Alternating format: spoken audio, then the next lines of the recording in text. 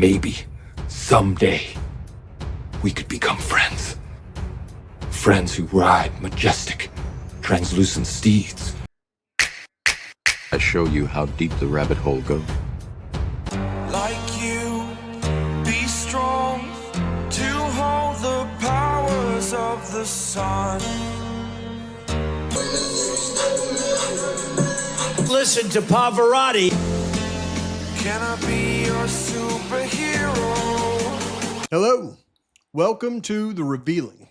I'm your host, Pavarotti, and I'm here to discuss the Idaho 4 case. And, you know, I pay close attention to a lot of things in this case. I also try to keep my eyes on the landscape around this case and, you know, the people that report on this. And although, you know, I'm prone to miss things here and there, some things I don't miss at all. One of the things that's really been kind of eating at me is over almost 3 years now, very few people have come out and been willing to talk about Bryan Kohberger. You know, his friends, acquaintances, family. And we know why his family doesn't do it, because they've been instructed not to. His friends, anytime somebody has come out to try to say anything good about Kohberger, you know, they've been attacked pretty hard by the mainstream morons. So it brings me to this latest thing where a gentleman who knew Bryan, I believe, came out and wanted to speak out on his behalf. And you know, we haven't had many people brave enough to do that. So I thought it was pretty cool, really, that this guy came out and did what he did.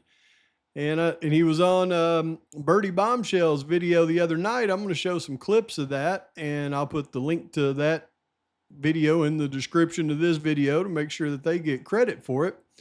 And I noticed that, I mean, I watched that. I watched it live, and I was... You know, I was say the least, I was appreciative of what, you know, he was willing to do, and seemed like a pretty cool dude too. Anybody that you know, that races motocross, if y'all ever jumped on an old you know, like 125, a two-stroke, and you got into the power band on that thing, then you got to have respect for anybody that races them. But I also noticed that there was people out there attacking his credibility and attacking him basically after that interview. And it wasn't even the mainstream morons. It was people that, you know, profess that they believe in innocence until proven guilty and lead towards Kohberger being innocent. And I think even lead toward, you know, the frats did it. But, you know, I thought that was just really unfair to this guy. And some of the takeaways from the conversation they were having was the fact that what he was saying wasn't lining up with what they thought they knew from the mainstream morons out there. And everything that he said, though, I could identify with very well, because it's what I have contemplated and said this entire time. But for some reason, whenever you go in that direction, even if it's somebody that looks to me like he knows Bryan Kohberger and he's trying to tell you something, you block it off and you try to make up other reasons why it's either not true, or I seen where people added in, well, you know what, maybe he knew him from AA or NA. No, I don't think so. I think I listened to what he said, and I think I got a pretty good grasp of what he said, but I also have a pretty good grasp of why he was attacked so hard. And Mr. Will, man, I appreciate you bringing me up and talking good about me, but that was the reason that you were attacked. There's no doubt is because you did that. Once you bring up old Pav, a lot of people out there have this, it's not a Pav block, it's a Pav switch. And once you flip the Pav switch, well, it flips their switch and they no longer like you. Believe me. Oh yeah, while I'm going through this, I got this freaking crazy guy out there, this Esty guy. He wants to debate me. Now you say he wants to box me. Now, I don't have 2 seconds to debate that guy over that nonsense he's spewing, and I don't believe he believes it, so I wouldn't waste my time and effort. Would like to box his ears, though. So I'll make a deal with you, Esty. If you can manage to get to, let's say, 2,500 subscribers. I mean, that shouldn't be too difficult to do for you. You hit 2,500 subscribers, and I'll be happy to box you on YouTube live, box them ears right off the side of that bald head. And if you are able to beat me 5 3-minute rounds, if you're able to beat me, then I'll debate you. So there you go. All right, I'm not going to respond again. You get 2,500 subscribers, I'll box those ears. You beat me, I'll debate you. There's my terms. But let's talk about what we were talking about here, because I think I have the ability to translate what this gentleman was trying to, what he was putting down. I think I can pick up what he was putting down. Okay. So we'll listen to some clips from the video or from the interview that Bertie Bombshells did with him. And then I'm going to try to translate for some folks out there, because I think I understand what he's saying and I believe him. Let's move forward to, you meet Brian. Like you said, you guys used to run in the same crowds. Now, the first thing I'll point out is it doesn't seem like it's unusual to me for people up in Pennsylvania to wear hoodies. So there's nothing devious about this picture. It's just what they do. It's not only knowing him and knowing his personalities. It's like I said, it's more than just not plausible. It's not possible. Well, why don't you tell us a little bit about him? How do you know him? We ran with the same group of people for a while. Yeah. At that kind of period in my life that I was involved in, that I was doing. And what did you learn? What did you learn about him specifically? Like his demeanor? Is he a kind person? He's very quiet, very intelligent, very reserved. The kind of a bit of a pushover. You know, I'm not trying to be rude when I say that, but it's, you know, easily, I don't want to say easily manipulated, but so when you non-confrontational, unconfrontational. He's very non-confrontational. And when you say pushover, does he usually tend to follow the crowd instead of be a leader? Not so much. Well, he only involves the crowd in himself in the crowd if he has to, really. You know, it's usually kind of keeps to himself. But certain things that, like I said, that I was involved in at one time, it didn't really have a choice. All right, so let me try to explain what Will here is expressing. Okay, he's not expressing that him and Brian were best of friends and they went out and watched movies and jogged and hiked and things. So what he's describing is they were part of a small group of people that ran around together, when they were, doing things, back in the day. So, and he said it was, things that they no longer did. This is how it works. Okay. You see, if there's a group of people like he's describing, so just say 5 or 6 individuals, and they all kind of run around together. Right. None of them is probably a actual dealer of narcotics, but that's what he's describing. He's describing a user-friendly relationship. So when this group of people run around together, typically each person in this group may have some type of hookup.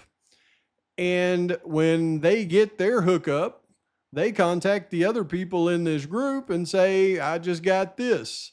And then they disperse it. and then somebody else will get a hookup and they'll disperse it. And that's the kind of relationship that he's describing here. And yes, Bryan Kohberger in his earlier days, I'm sure was, a little bit worse off than the time period that he's describing here. This is obviously when Kohberger had started school.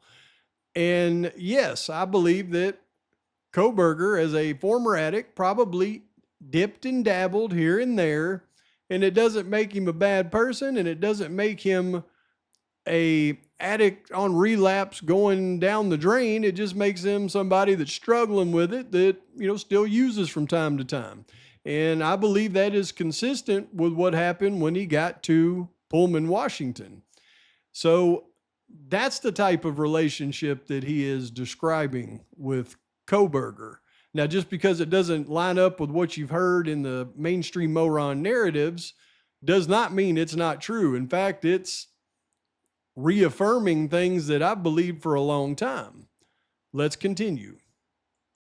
Hey, Yeah, Will, can you also, one of the things that when we were chatting prior to the stream, you wanted to clarify too, is that like you weren't his childhood friend. You met him. No. Yeah. No, someone had put that on their thing or their thumbnail for the click title that I was childhood friend. That is incorrect. I never knew him when he was a child. What age would you say he was when you guys met? Early 20s, mid Early 20s. See, and right here's where he's attacked again. Oh, well, Kohberger, the narrative that we know is he went to rehab when he was younger and he was not using when he got into school. And this guy's, based on what he said, he's much older than Bryan. So he wouldn't, well, let me tell you, the age wouldn't matter in a relationship like this.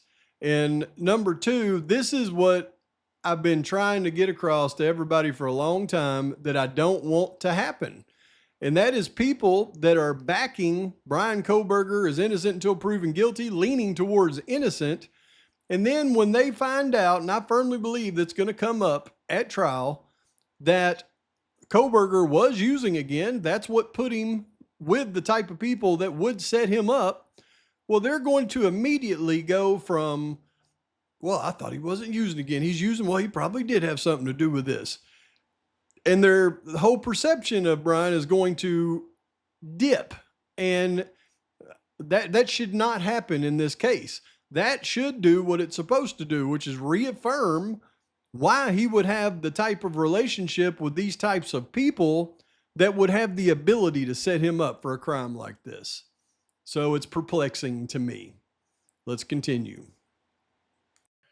And do you remember the first time seeing Bryan like walk through the door, or like what was your initial reaction of him? Because we've talked about, like, I've said when he was on the news the first time, I kind of was like, I'm busy right now. Okay, go ahead.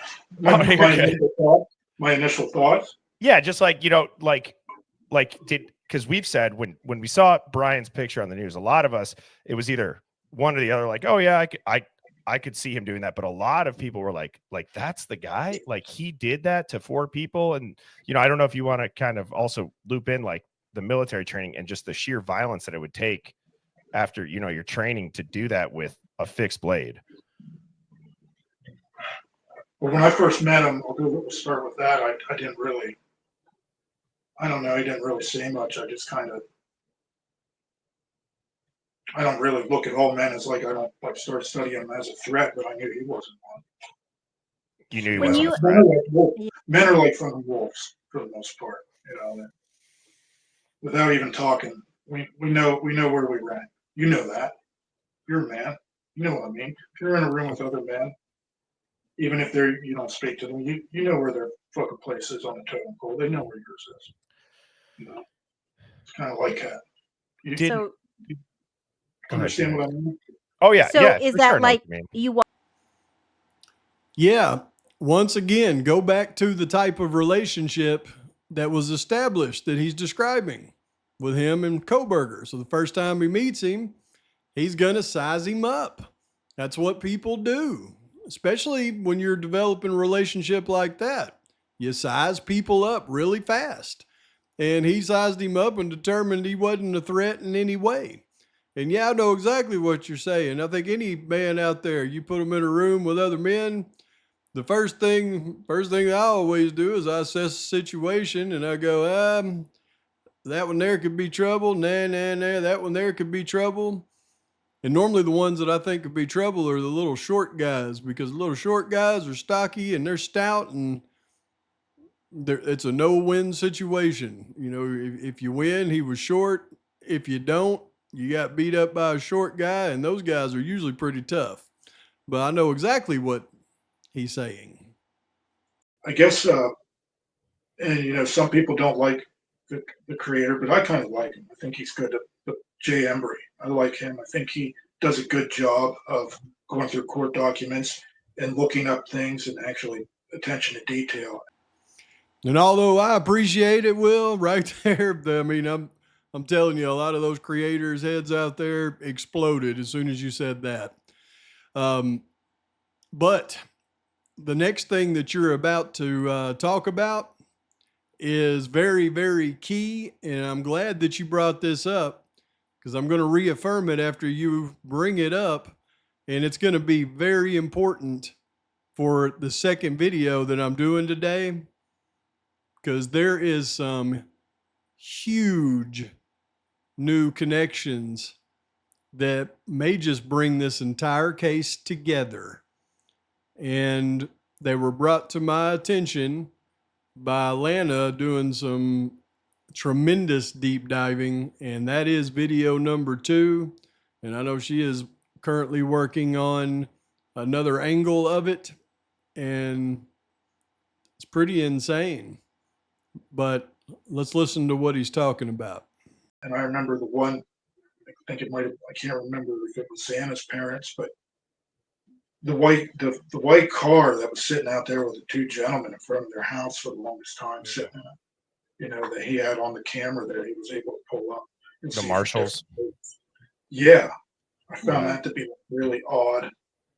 And I don't know. I kind of feel like maybe the feds might have got these kids killed, and not on purpose, but they got these, that they may be responsible for it, even though that they didn't intend for it to happen. I kind of feel that way. That's a great assessment. And right there, all of the creators who are Jack D and the Frets did it, their heads exploded.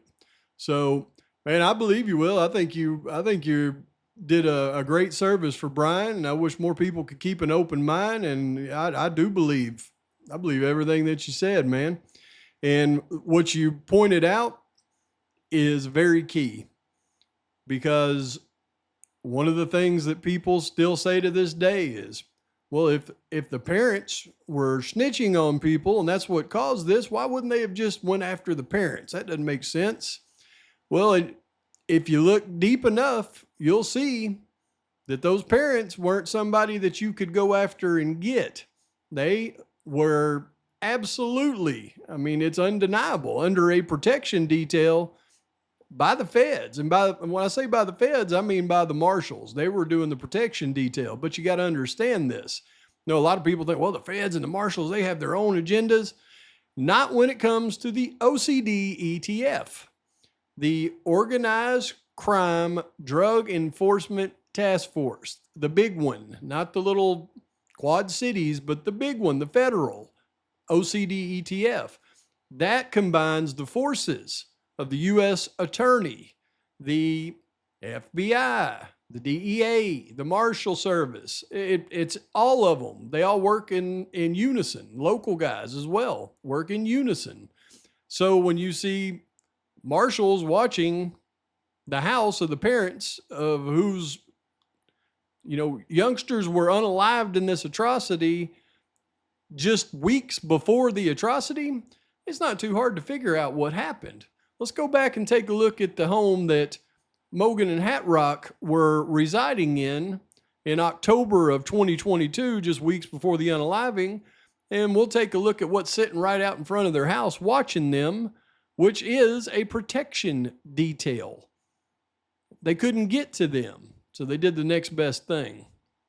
All right, so let's do it in real time. Here's Spokane, Washington. Here's the I-90 corridor as it comes into Spokane. And right here, where it continues on into Spokane, you can take East Applewood Boulevard here instead, and it takes you south of Spokane to Spokane Valley. And as you go over, where's it at? Oh yeah, right here. As you go over, you'll see this big park right here and South Sargent Street. And the house that they were living in at the time was, I believe, this one here, maybe this one. Yeah, this one right here. So let's take the road here. All right, so let's make sure we change this to October of 2022. And then we're going to head right up Sargent Street here. And look, you already see them sitting there watching the house. So once again, if you were a group that was not happy with them, then you would see this and you would know what was going on. If you were a criminal, you would definitely not try to do anything to them with these guys sitting there. Oh, latest date. See more dates. October 22. There we go. It tries to change it, but there they are right there in their Chrysler Pacifica. And when you zoom in on it, you can see that hat right there. And you can see they're sitting here in a protection detail. See if it lets me go behind it again. Yep. Yep. Pacifica 5. That is a Fed mobile, and that's their house right there. And they're sitting there eyeballing that dude. So, once again, when we come in and we look at that hat, well, we know what that hat is from. Remember that hat? And then when you see the Cowboys hat here and a close-up and who's wearing that hat in that van, it sure looks like a match to me, and too much of a coincidence for me as well.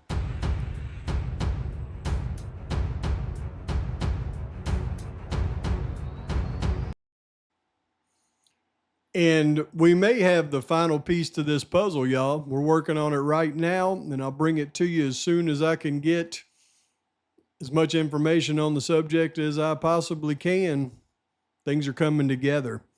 And Mr. Will, man, I believe every word you said, man. If you happen to catch this video, please let me know in my comments if I picked up what you was putting down correctly, brother.